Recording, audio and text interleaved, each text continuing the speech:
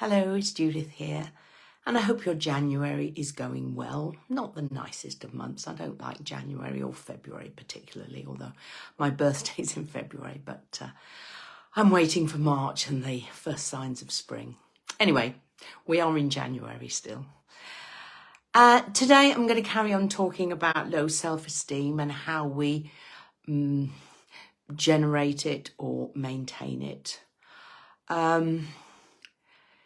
And I'm going to talk more generally about negative self-talk. So in the last video, I was telling the story about how I was pulled up by a friend for calling myself stupid on a regular basis. But there's normally a lot more of that going on. And a client recently exemplified that, really reminded me about that. And I do this frequently with clients. She spent quite a long time telling me what she hadn't done or hadn't done properly or well, or and I then spent some time reminding her of what she previously told me that she had achieved and that she was proud of. So we have this horrible habit of believing the negative stuff or remembering the negative stuff and forgetting the positive.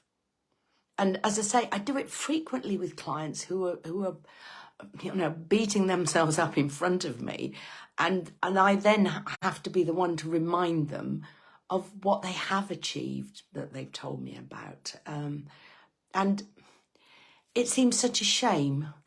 One of the phrases I use a lot, probably most weeks in fact, is that we wouldn't talk to another human being the way we talk to ourselves in our head.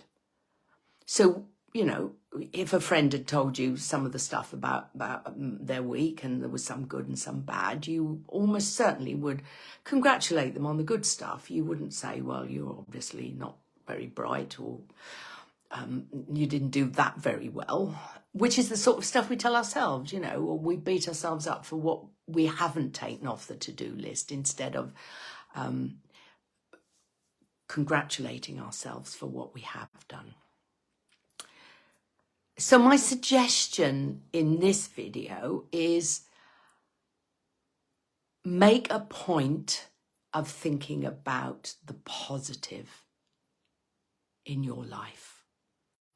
The things that you have achieved or that you're proud of or that make you happy or whatever. I mean, ideally, if you could do it once a day, just come up with one thing in the day that is a positive for you.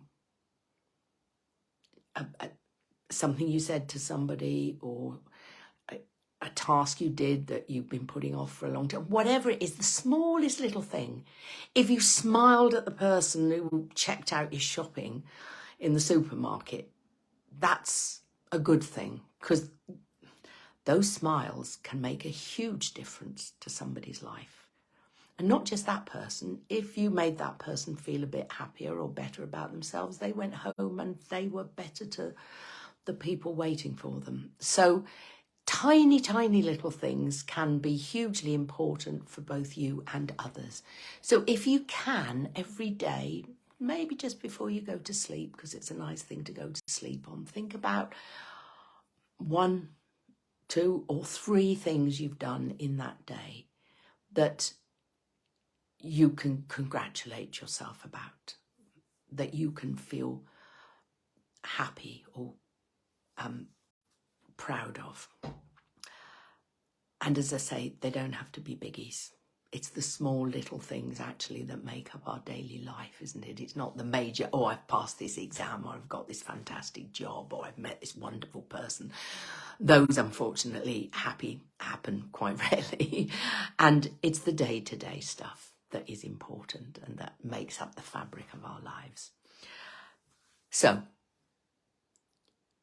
become, as I said in the last video, more aware of how you're talking to yourself. Realise that you wouldn't talk to another human being, even somebody you didn't like very much, in exactly that way.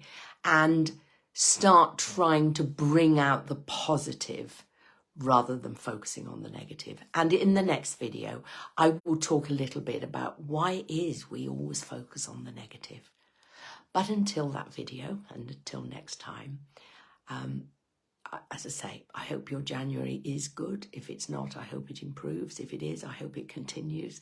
And as always, take care of yourself until I'm here again. Bye.